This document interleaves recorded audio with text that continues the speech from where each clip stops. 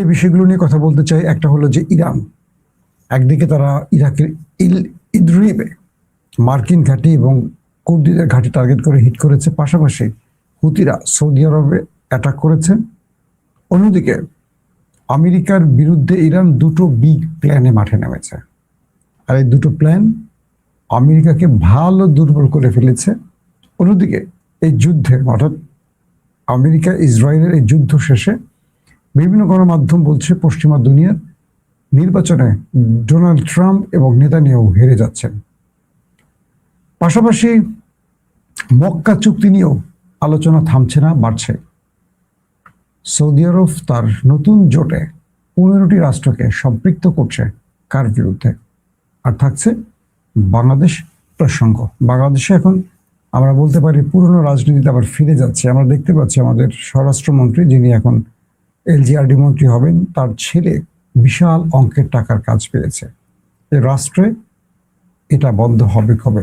আরো কিছু বিষয় নিয়ে আলোচনা করব।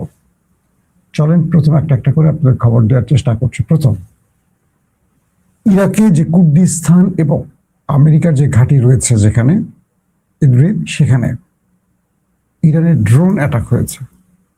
বলা হচ্ছে যে এই ঘাঁটি ব্যবহার করে কুর্দিরা ইরানের বিরুদ্ধে কোনো স্থল অভিযানের পরিকল্পনা করছিল, তাদের মদত দিচ্ছিল আমেরিকা।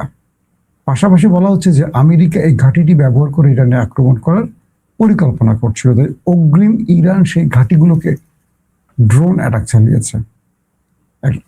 একটা বিষয় দুর্দান্ত যে ইরান আমেরিকাকে আর ভয় করছে না, সমান তালে কাউন্টার দিয়ে যাচ্ছে। এবং শুধু তাই নয়, বরং আমেরিকা এখন ইরানের ভয় কিছুটা সংযত হতে চাইছে। কথাবার্তার ক্ষেত্রে শালীনতা এনেছে। যে ট্রাম্প এতদিন ধরে উল্টাপাল্টা বলতেন, সেই ট্রাম্প এখন আর সেই উল্টাপাল্টা বক্তব্য দিচ্ছেন না ইরানের ভয়, এমনটি বলা হচ্ছে। অন্যদিকে হুতিরা সৌদির আরামকো থেকে শুরু করে কয়েকটি টার্গেটে আবারও অ্যাটাক করেছে, এবং এই অ্যাটাকের ফলে সৌদিতে আবারও ভালো পরিমাণ ক্ষয়ক্ষতি হয়েছে। প্রশ্ন হলো, হুতিরা সৌদি আরবে এখনো আক্রমণ করে যাচ্ছে কেন, যখন সৌদি এই বিষয়ে চুপ? যখন সৌদি এবং ইরানের মধ্যে পর্দার আড়ালে আলোচনা চলছে, তখন হুতিদের এই আক্রমণের কারণ কি? এটা নিয়েও নানান প্রশ্ন আসছে। যাক, সেটা হয়তো বা সময়ের আলোকে বোঝা যাবে। তবে ইন্টারেস্টিং একটি ব্যাপার হলো, সৌদি আরব লোহিত সাগর প্রতিরক্ষা জোট গঠনের ঘোষণা দিয়েছে। এটি কি কার্যকর হবে আদৌ? এরকম অনেক প্রশ্ন আসছে। তো বলা হচ্ছে যে বাবাল মান্দাব প্রণালী লোহিত সাগর এবং অ্যাডেন উপসাগরে নৌ চলাচলের স্বাধীনতা রক্ষার জন্য সৌদি আরব ও আরো 13টি দেশ একটি সামরিক জোট গঠনের বিষয়টি নিশ্চিত করেছে, এবং এতে আরো যোগ দেবে বেশ কিছু দেশ, এমনটি আশা করা হচ্ছে। এর মধ্যে রয়েছে বাহরাইন, আমাদের বাংলাদেশ, কামারোস, জিবুতি, মিশর, জর্দান, কুয়েত, পাকিস্তান, কাতার, সৌদি আরব, সোমালিয়া, সুদান, তুরস্ক এবং ইয়েমেন।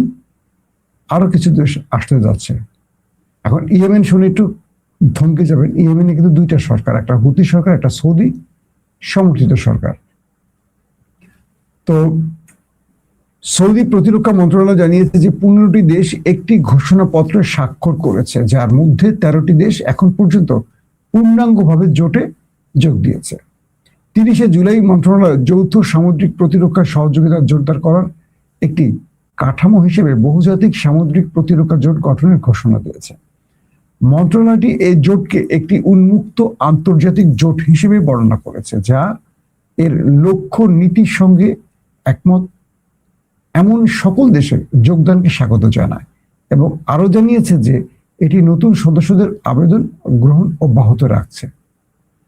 সৌদি আরবের জেদ্দায় 13 আগস্ট অনুষ্ঠিত জোটের 3য় বৈঠকের পর এই বিবৃতিটি আসে।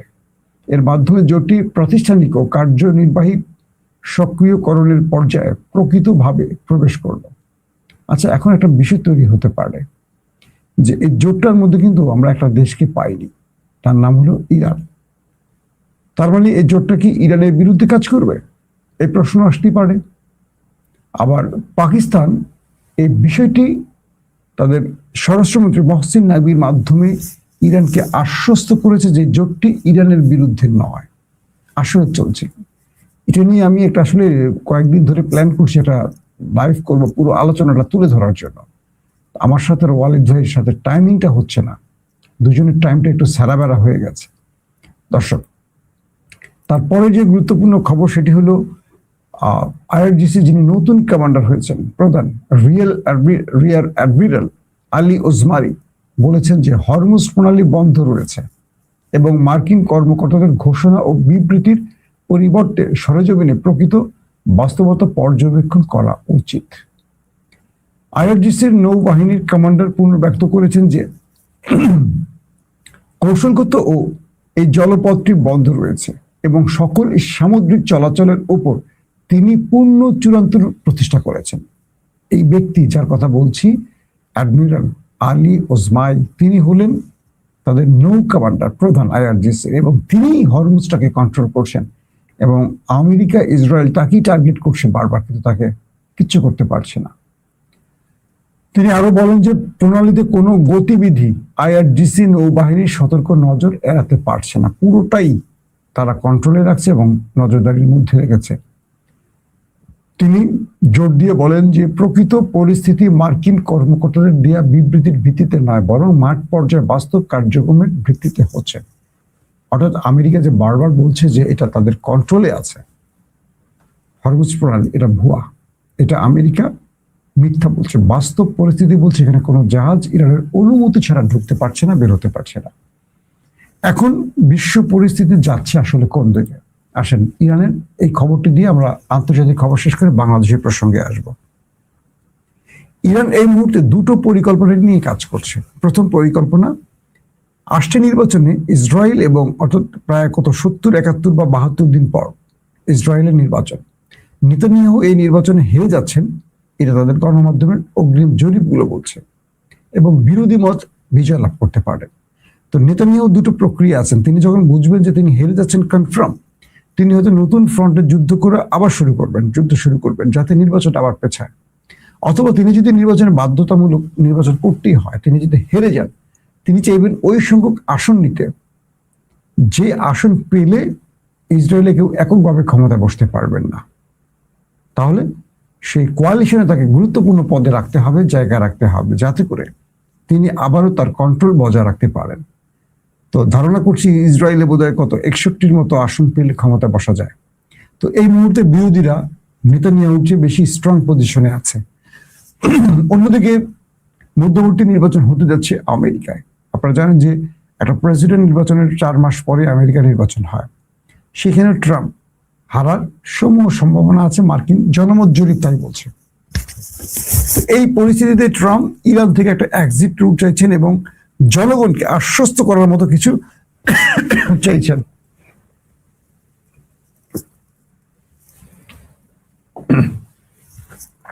পাচ্ছে না, কিন্তু এখানে মূল খেলাটা খেলছে এখন ইরান। ইরান যে খেলাটা খেলছে সেটা কি? ইরান এই যুদ্ধটাকে খিঁচে যাচ্ছে আমেরিকা এবং ইসরায়েলের নির্বাচন পার করতে। অর্থাৎ ট্রাম্প এই যুদ্ধে যেন একজন পরাজিত প্রেসিডেন্ট হিসেবে দাঁড়িয়ে থাকেন। যারা মার্কিন যুক্তরাষ্ট্রের কাছে সবচেয়ে ক্ষুদ্র এবং ক্ষয়িষ্ণু একটি দেশ ইরান, তার কাছে আমেরিকার পরাজয় লিপিবদ্ধ হয় ইতিহাসে। তো ইরান চাইছে এভাবেই তারা উত্তেজনা বজায় রেখে আমেরিকা এবং ইসরায়েলের নির্বাচন পার করবে, যাতে করে আসছে নির্বাচনে দুই ব্যক্তি যারা ইরানের যুদ্ধ চাপিয়েছে তারা পরাজিত হয়, হেরে যায়। এটা হলো ইরানের একটা কৌশল। দ্বিতীয় যে কৌশল সেটা হলো ইরানের বেশ কয়েকজন সামরিক অফিসারের পরিবর্তন হয়েছে, জানেন আপনারা। এর মধ্যে একজন জ্যেষ্ঠ আইআরজিসির কমান্ডার এবং সামরিক অ্যাডভাইজার, তিনি বলছেন ইরান এখন কয়েকটা মিশনে খেলছে। এক, মধ্যপ্রাচ্যে মার্কিন ঘাঁটি তারা দখল করতে চায়, ইরানের পতাকা ওড়াতে চায়। 2, ইরান 12 থেকে 12,500 কিলোমিটার দূরে ইন্টারকন্টিনেন্টাল ব্যালিস্টিক মিসাইল উৎক্ষেপণের প্রস্তুতি নিচ্ছে। অর্থাৎ 1200 বা 12,500 বা 12,500 মানে হলো ইরান থেকে আমেরিকার দূরত্ব। ইরান তার 2000 বা 2500 কিলো যে মিসাইলগুলো আছে এগুলো দিয়ে ইসরায়েলকে তামাতামা করেছে, কিন্তু ইরান মধ্যপ্রাচ্যে থাকা মার্কিন যে ঘাঁটিগুলো আছে সেগুলোকে অ্যাটাক করেছে, কিন্তু আমেরিকার ভূখণ্ডে অ্যাটাক করতে পারেনি। তো ইরানের বিজ্ঞানীরা এই মুহূর্তে যে কাজটি করছে, তারা মানে ইরানের সেই অ্যাডভাইজার বলছেন যে আমরা আর প্রতিঘাত বা আঘাত আসলে মোকাবেলার জন্য প্রস্তুত শুধু নই, আমরা এখন পাল্টা আঘাত করব ওর দেশের মধ্যে, শত্রুর দেশের মধ্যে। তো শত্রুকে জানেন আপনারা, তো শত্রুর দেশে আক্রমণ করতে হলে ইরানকে কি করতে হবে? 12,000 থেকে 13,000 কিলোমিটারের মিসাইল বানাতে হবে। তো ইরান সেই কাজটি এখন শুরু করছে। তারা বলছে আমেরিকার জন্য চমক আসছে, আমরা আমাদের দেশ থেকে ওই শত্রু দেশকে টার্গেটের জন্য যে মিসাইল দরকার সেটি কাজ শুরু করছে। আপনারা জানেন এই বিষয় উত্তর কোরিয়া এবং চীন ইরানকে সহযোগিতা করছে এমন তথ্য আসছে, কারণ ক্ষেপণাস্ত্রের জন্য উত্তর কোরিয়া বেশ সুনাম কুড়িয়েছে। তো তাদের স্পেশালিস্টরা ইরানকে এই ব্যাপারে সহযোগিতা করছে এবং রয়েছে চীন। তো যেহেতু এই যুদ্ধটা শুরু হয়েছিল আমেরিকার কয়েকটি শর্তের আলোকে, এক, ইরানের নিউক্লিয়ার যেটা 60% সমৃদ্ধকরণ করা হয়েছে সেটাকে কমিয়ে আনতে হবে জিরোতে। দ্বিতীয়, ইরানের লং ডিস্টেন্স মিসাইলগুলোকে ধ্বংস করতে হবে এবং এটা ইরান আর করতে পারবে না, এই কয়েকটা দাবির মধ্যে। তো ইরান এখন শুধু 2,000, 2,500, 3,000 কিলো নয়, ইরান এখন 12, 14, 15,000, ইরানের টার্গেট হলো 15,000 কিলো, যাতে ইরান থেকে পুরো আমেরিকা তার মিসাইল নিশানা চলে আসে। তো এই বিষয়টিতে এখন ইরান জোরে সোরে কাজ শুরু করছে। এটা ইরানের রাষ্ট্রীয় টেলিভিশনে এসে সেই মিস্টার নাকভি এই বক্তব্যটি দিয়েছেন, যিনি ইরানের একজন গুরুত্বপূর্ণ অ্যাডভাইজার। পাশাপাশি তিনি বলছেন যে আমাদের বিজ্ঞানীরা এখন মানে 24 ঘন্টা কাজ করছে এবং তাদের ভান্ডারে ক্রুজ বা ব্যালিস্টিক যে মিসাইল আছে বা ড্রোন আছে, যে তাদের বিভিন্ন নামে সিজিল, শাহেদ, গাদর, তারপরে খাইবার শেখান বা শাহেদ ড্রোন যেগুলো আছে, এগুলো পুরো দমে চলছে। এবং ইরান থেকে আমেরিকাতে যে মিসাইল মারা যাবে সেই প্রায় 15,000 কিলোর ডিস্টেন্সের মিসাইল এখন ইরান তৈরিতে মনোনিবেশ করছে। এটা আমেরিকার জন্য খুবই ভয়ঙ্কর ব্যাপার। দর্শক, আসেন বাংলাদেশের কিছু খবর দিই। সাম্প্রতিক সময় সোশ্যাল মিডিয়াতে বা কিছু গণমাধ্যমে জোরে সোরে একটি খবর এসছে যে আমাদের স্বরাষ্ট্রমন্ত্রী সালাউদ্দিন সাহেবের ছেলে, তিনি অনভিজ্ঞ হওয়ার পরও রাষ্ট্রের অনেক বড় কিছু কাজ করতে যাচ্ছেন, সাইদ ইব্রাহিম আহমেদ। তো বলা হচ্ছে যে এই ব্যক্তি, তিনি তার প্রতিষ্ঠান, সেই প্রতিষ্ঠানের মাধ্যমে বড় মাপের সরকারি টেন্ডারের কাজ পেয়েছেন। প্রশ্ন হলো এটি কেন? এটা কি আমরা বলতে পারি কনফ্লিক্ট অফ ইন্টারেস্ট নাকি না? তারেক রহমান সরকারের যে উদ্দেশ্যগুলো, এটা কি তার পরিপন্থী না এটা তার পক্ষের? এগুলো নিয়েও যথেষ্ট সমালোচনা চলছে এই মুহূর্তে। একদিকে তিনি ক্রিকেট বোর্ডের মানে বিসিবির অ্যাডহক কমিটির দায়িত্ব পেয়েছেন। এই রাষ্ট্রের কোনো বড় বিপদে, আন্দোলনে, সংগ্রামে, মিছিল, মিটিংয়ে তাকে দেখা যায়নি। কিন্তু বাবাকে গুম করেছে, বাবা ভারতে ছিল, শিলংয়ে, সব আমরা জানি। কিন্তু আমরা অনেকেই দেখেছি রাজপথে লড়াই করতে। আমাদের নেতাদের সন্তানরা ঘরে বসে সবসময় সুবিধাটা নেয়। তার প্রতিষ্ঠানের নাম হলো স্টালিন ক্যাপিটাল। বলা হচ্ছে তার এই প্রতিষ্ঠানের কোনো অভিজ্ঞতা নেই, তারপরও সে কয়েক হাজার কোটি টাকার কাজ পেতে যাচ্ছে। এই সংবাদটি যদি সত্য হয়, অবশ্যই সরকারকে এই ব্যাপারে জনগণকে একটা ব্যাখ্যা দিতে হবে। কারণ সরকার ক্ষমতায় বসছে উদ্দেশ্য এই নয় যা ইচ্ছা তাই করতে পারে। কারণ এই দেশে বহু মানুষের ত্যাগের বিনিময়ে আবার একটা নতুন স্বাধীন বাংলাদেশ আমরা পেয়েছি, যেটা 26 আমরা এখন পার করছি 24 লড়াইয়ের মধ্য দিয়ে। একজন নেতা তার ছেলে কাজ পাবে, তার ছেলে গুরুত্বপূর্ণ পদে বসবে, তার ছেলে এমপি হবে, আর মাঠে মারা যাবে গরিবের সন্তানরা। এই রেওয়াজ ভাঙতে হবে।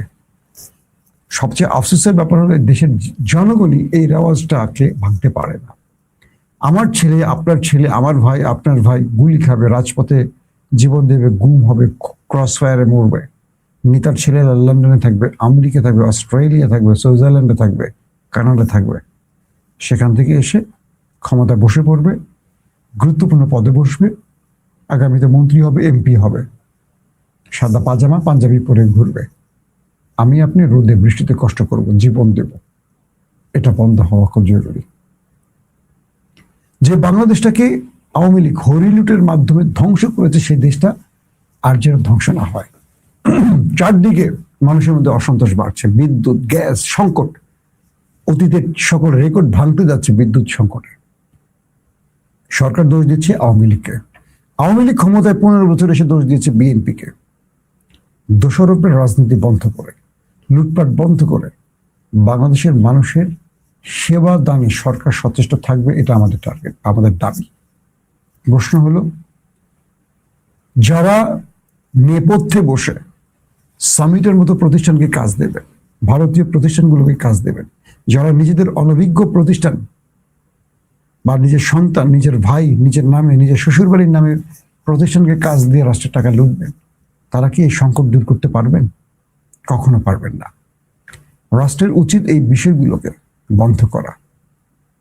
হাসিনা চলে যাওয়ার পর আমরা ভেবেছিলাম বিএনপি সেই পথে হাঁটবে না, কিন্তু বিএনপিকে দেখছি সেই পথেই হাঁটছে। একমাত্র তারেক রহমান তার ইমেজ ধরে রাখার জন্য একটার পর একটা ভালো কাজ করছেন, ভালো সিদ্ধান্ত নিচ্ছেন, সোশ্যাল মিডিয়া, গণমাধ্যমে সেগুলো নিউজ হচ্ছে, কিন্তু জনগণ এগুলো ভুলে যাচ্ছে। কারণ হাসিনাকে দেখে জনগণ অনেক কিছু শিখে ফেলছে, অনেক কিছু জেনেছে জনগণ, যে কিভাবে মানুষের সাথে প্রতারণা হয়। হাসিনা পরিবারই কয়েক হাজার কোটি টাকা পাচার করেছে, অথচ দাবি করতে 71-এর পক্ষের দল, এই দল সেই দল, আবার তাদেরকে সমর্থন করে সাংবাদিক, সুশীল, অমুক তমুক। একটা লুটেরা দলকে যারা সমর্থন করে, তারা কত বড় জঘন্য প্রকৃতির লোক হতে পারে।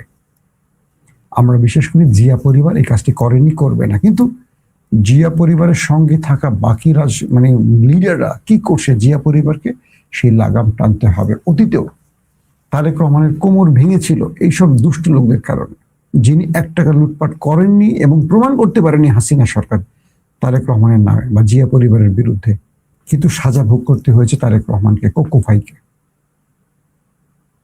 কারণ এই ব্যাপারে যদি আমরা মানে খোঁজ খবর না রাখি, বা দলের নেতা ভারতে ছিলেন, হঠাৎ করে দেশে আসলেন, এসে গুরুত্বপূর্ণ পদ পেয়ে গেলেন, হ্যাঁ, ডিফেক্টর প্রধানমন্ত্রী হয়ে গেলেন, তার ছেলে এখন গুরুত্বপূর্ণ পদে আছে, সব কাজ করবে, এই সিস্টেমটা বন্ধ হওয়া খুব জরুরি। এই সিস্টেমগুলো বিএনপি তো পছন্দ করছে না, বাকিদের হাতে আগুন তুলে দিয়ে লাভটাকে। তবে সবচেয়ে ভালো একটা খবর হলো, তারেক রহমানের শেখ হাসিনাকে ফেরত না দিলে তিনি হয়তোবা ভারত সফরে যাবেন না, এমন একটি সিদ্ধান্তের খবর আসছে। এই খবরটি আমাদেরকে আসলে খুব আশা জাগিয়েছে। তারেক রহমানকে মনে রাখতে হবে, ভারত বিএনপির বন্ধু না, সেটা গত 15-16 বছরের তার প্রমাণ মিলছে। এখন ভারত তার স্বার্থ উদ্ধারে বাংলাদেশকে ট্র্যাপে ফেলতে চায়। বাংলাদেশের জনগণ বিএনপির সঙ্গে ততক্ষণ থাকবে যতক্ষণ দিল্লি না ঢাকা এই স্লোগানটি বিএনপি মনে রাখবে। নতুবা বাংলাদেশের মানুষ হাসিনার মতো বিএনপিকে ছুঁড়ে ফেলতে 1 ইঞ্চি, কি বলবো, 1 মিনিট সময় নেবে না। আবারও বলছি শেষ কথাটি, এই রাষ্ট্রের ভেতরে কেউ লুটপাট করে দেশটাকে ধ্বংস করুক, আর আমরা বিদ্যুৎ সংকটে বসে অতিরিক্ত বিল দিয়ে বিদ্যুৎ পাবো না, এই নিয়ম আর চাই না। মানুষ যখন রাস্তা নেমে যাবে, তখন সরকার বুঝবে না কোন দিক থেকে বিপদ ধেয়ে আসতে পারে। কারণ টর্নেডো, সাইক্লোন, ঝড়, তুফান হঠাৎ করেই সাগর থেকে সৃষ্টি হয়, তারপর পুরো জমিনকে ধ্বংস করে দিয়ে চলে যায়। হাসিনার কাছ থেকে বা আওয়ামী লীগের কাছ থেকে আমাদের অনেক কিছু শিক্ষা